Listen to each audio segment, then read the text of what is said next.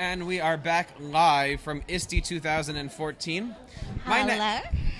My next guest sitting next to me is an amazing educator. She is a fantastic speaker. She is an author. She is a connected educator. She is one of the co-moderators of EdChat. I think I said author, but you just had a book recently published. She is, if you're not following her on Twitter, you're probably following her on SlideShare. She is an amazing person to get to know, and she is always out there welcoming, Voxes, I would say, out there as well. Ladies and gentlemen, I want to bring to the program the Miss Shelly Terrell. Shelly, hi, how are you? Hi, how are you? I'd like to say thanks to Jeff, because I am a huge Edu Triplets follower, and I get my babies' pictures on my box. We were just talking about things you should or shouldn't post, and I'm realizing that the majority of the time that I'm posting pictures about the babies is so that way I can feed my fans here. So absolutely love it. How you doing? I'm doing good. You enjoying yourself here?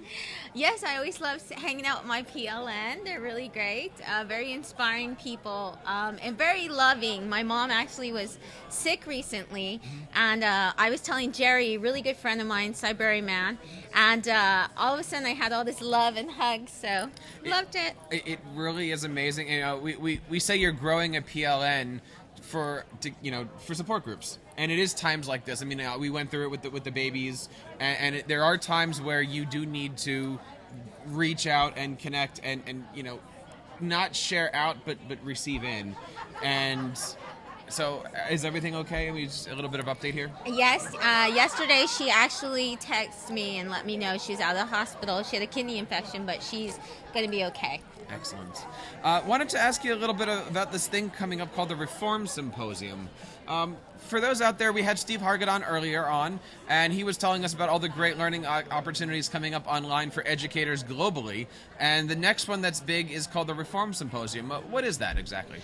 Reform Symposium, we accept presenters. We're actually doing a call for proposals right now. You can present online, present in your PJs. You can join. We have a tech slam, an app slam. Some of the people that are now PLN rock stars first started on RSCon, years ago, 4 years ago. We've had the Nerdy Teacher, we had Tom Whitby, Eric Scheniger, we've had George Kiros, and we've had a lot of different names. We had Dr. Sugata Mitra, our plenary last year, and this year we have Kevin Honeycutt and Dean Shararsky. And TeacherCast will be doing a panel, so we're excited about that. So RSCon is July the 12th and 13th, or is it 13th, 14th? I forget. 11th through 13th, and we're announcing specially on TeacherCast. Yes. We're going to have a pre-conference event called the Spotlight, Author Spotlight. You get to hang out with your authors. Nice. Come on. You get to ask them questions. They can sign books for you live. We already have Wes Fryer, John Spencer, and some others who have said, Mark Barnes, that they'll be a part of it. So we're excited. Barbara Bray. And where do we go to find out more information about the Reform Symposium? You can either go to twitter.com @RSCon5, or you can go to reformsymposium.com, or you can even go to thefutureofeducation.com, and you'll find all the information. Nice. Certainly check that out. TeacherCast has a great panel. We're going to be talking a little bit about digital media creation. My co-hosts on that panel are going to be Sam Patterson, Dr. Spike Cook, Chris Nessie, and Teresa Steger from the Principal Cast. Shelly, recently you published a new book to help teachers out. Tell us a little bit about that. Actually, it's only $2.99 right now if you get it. It's quite a steal. It's the first of its kind. It does something that nothing else does. I made it to where all the handouts are screenshots, so I can show you real quick actually what it does. I'm doing this with the Edu Creations app. Nice. But it solves a problem that teachers have, which is usually, what do I do when I have all these handouts and all of a sudden I have to make them tech? So here's an example. It's a storyboard. And all you got to do is you can open it up in Edu Creations, and your students can actually fill it out, and they can draw on it. They can also do this with Nearpod. That's what I've been using. All of these are free tools, by the way. Nearpod works on all devices. And then when you do that, you can just have them turn it into you. They fill it out just like they're doing it here, and then they send it off. It's real quick and easy to grade. It gets in your own classroom and everything. Pretty cool. Where do we get a hold of this book? They can actually go to gum.co/learn2go, and if they put ISTE 2014 all in low caps, then they get it for the only $2.99. So as much as Starbucks coffee. Very, very cool. One of the things I wanted to ask you about, and we talked a little bit about this, off camera, but you are very active on SlideShare. Yes. And that is something that educators are, we do our presentations, and we don't really know what to do with them. Tell us a little bit about SlideShare. What has it meant to you? What types of things should we be putting up on SlideShare? And really, how does that social networking work? I really enjoy SlideShare. I was really excited because people like Guy Kawasaki are on SlideShare. I was one of the top 1%. Over 315,000 people downloaded my presentations. That's amazing. Pretty cool.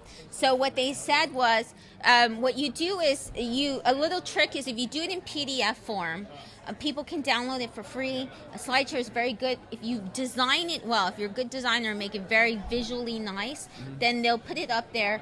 And then people can also view it. You can also embed videos. But it's a great way to share amongst all kinds of teachers. But if you do it in a PDF, it preserves your format. But the other part is then people can't just take parts of your slide, can't take your images and things like that and mess with them. So I prefer it that way. And that's important because people are, they're making some amazing presentations, but we always talk about the best slide is the slide that has one word on it or one picture. Right. So I see a lot of slides that are up there on those channels that you don't know what's going on. Is there a theme or is there a key to putting together the perfect SlideShare?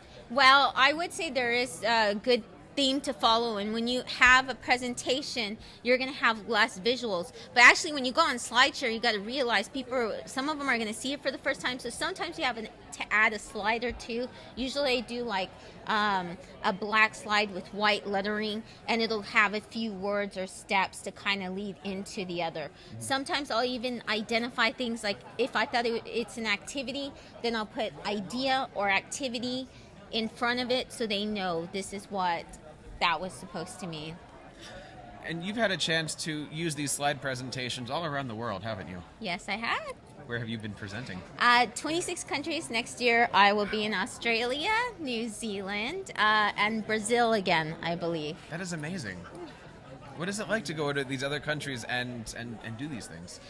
It's absolutely rewarding and inspiring. I worked with teachers last year in Croatia and Slovenia, and they're the hardest working teachers, some of them that I've ever seen. Mm-hmm. And one of the ideas is that, like something that to get across is they don't have enough schools, so some of them have to go, they share the same building and they have to go at 5 o'clock till 9 o'clock. Then they're doing teacher trainings with me. I'm traveling 3 to 4 cities a day, sometimes in buses and cars and all this. But when I get there, they tell me things like, Shelly, watch out because you're going to have all these kids and they're going to hug you and they're going to smell because the parents don't take care of them as much and they don't get baths and they don't get enough hugs. And, to teach teachers like that just love their job so much and they don't even get paid that much at all, is so rewarding that they love their job that much that they're just always there, and then they come and they do 3-hour sessions with me because they're so thankful when people visit their countries and really just help them out. That's amazing. That's got to be like some of the most rewarding work that you can do there. Yes. I'm so lucky. Every day in my inbox I get someone who writes me and says, you transformed my world, you changed my life, you made me a better teacher, and it's the best. I have the best job in the world. I really do. And when you're not reading those emails, you're checking out pictures of babies. I am the edgy Charlotte. So last year we were in San Antonio for ISTE, your hometown, and are you seeing something similar here? I mean, there's always this ISTE buzz that's happening. I mean, are you catching it yet? Is it not here yet, or where are we? Well, it's still the early days. I think a lot of it begins in the Edu Bloggers Cafe. People are hanging out right now. Yesterday, I started catching some of it. I think, it's San Antonio, it's a little bit different because the Riverwalk's right there, and we have so much culture, and it's very rich. And I met some really good friends there. But this year, people are still getting here and stuff like that. I love Atlanta. It's a really nice place. So I'm still getting my feet wet. I think others are too. We have a huge Twitter deck right now. If you're following the hashtag #NotAtISTE14, this thing has been absolutely blowing up all morning. And all of this stuff completely springs from the work that's going on, or originated, I would say, on Tuesdays with EdChat. And you're one of the co-moderators of EdChat. Tell us a little bit about EdChat and how does it work? Well, I founded EdChat with Tom Whitby and Steven Anderson. And one of the great things is they actually gave us a BAMI last year. It wasn't even an award category or anything. They just said, hey, you're here. We're giving you a BAMI for this. Over 400 chats that have evolved from this now that are awesome chats. Things like Tom Murray's EdTech chat, SAT chat was here earlier. There's just so many great different chats that are out there. We're coming out with a new one called Equity Chat, EQ Chat. That's going to be something that's coming up that talks about poverty and things like that. And that goes back to your earlier question when we were talking about the Audrey Waters session that we had at Hat Ed. That came out of it, so we're really excited about that. I'm doing that with Sarah, the teacher, who's also my workshop presenter. But EdChat is one of those things you jump on every Tuesday for an hour. We talk about a topic. We talked about ISTE this past one. And there are things that matter. You know, Secretary of Education Arnie Duncan follows us. We've had Diane Ravage, Alfie Cohn, Sir Ken Robinson. I mean, we've had a lot of people talk to teachers on Twitter. And of course, you can catch EdChat live each week. When? Tuesdays. We have two sessions, 12 p.m. ET and also 6 p.m. ET. We have a couple people here on the chat asking a little bit about how they participate in there. Is there an app that you would recommend? Is the Twitter app okay? How are we doing with this? EdChat can be a little overwhelming. I recommend TweetDeck, do the column system, or Hootsuite, or you can do something called TweetChat, I believe it's called. It's a lot easier to follow. If you just put EdChat at the end of your tweets, the hashtag, don't forget the hashtag, and look at cyberryman.com, look up EdChat. He has the best EdChat page, gives you all the tips and everything. Very, very nice. It is amazing here. We've been here live since 9 o'clock. We're going to be here at 9 o'clock to noon every single day. We've got some great guests. Maybe you know some of the people that are coming up tomorrow. We have this person, Angela Myers, coming up tomorrow to talk a little bit about You Matter. And we also are going to be talking to EdWeb and Classroom 2.0. What I know you've been a guest on Classroom 2.0? And EdWeb. And EdWeb. The concept of doing these online webinars is not something that's foreign to you. But it seems like there is a knack for doing them. Could you give any tips to people out there who are looking to start doing these online webinars, maybe even for their own school districts? Yes, one of the things is an online presentation is different. It's usually demotivating for the person. So every time that I'm on the webinar, I always start off and say, send me a smiley face in the chat if you can hear me. And one of the reasons I do that is because then I see all these smiley faces. I'm like, I rock. Everybody loves me. And that's the attitude you have to have, because when you are live on a webinar session, it's easy to get psyched out and think, can you hear me? Can you hear me? And a lot of people do that. Or it's easy to get very boring and monotone. Have fun with it. One of my favorite people, Jason Levine, he's MC Fluency. He's always rapping for us. He starts his webinar sessions rapping. He's like, and then he gets the audience involved. Do something cool, exciting with it. You can do so many things. I have Roscoe, my pug, often in here. I'm hoping soon we'll see your edgy triplets on. Next year. I told ISTE next year it is. They don't have onesies upstairs, by the way. But I said next year when ISTE's in Philadelphia, the edgy triplets should be the official mascots. And that's a great idea that you just brought up. If you are out there watching on the not at ISTE 14 hashtag, or if you're watching over on TeacherCast.tv, please send us a little smiley face. Let us know how we're doing here. We're getting ready to wrap up a day, but I didn't want you to leave without asking, how is Roscoe? Roscoe is taking care of my mother. He's a good pug like that. He misses his mommy. I miss him too, so he's doing good though. Very, very good. Shelly, thank you so much for being here and so much for all the support. Where do we get a hold of you on all of your social channels? You can either go to shellyterrell.com, at Shelly Terrell, teacherrebootcamp.com. You'll find everything there. You'll find tons of free resources. but I'm pretty much Shelly Terrell or Shell Terrell everywhere. And I can't go without giving my best buddy here a hug. Can't wait to see you at RSCon. Absolutely. July 13th, Saturday at 3 o'clock. Oh, yes, yours, 13th, Saturday.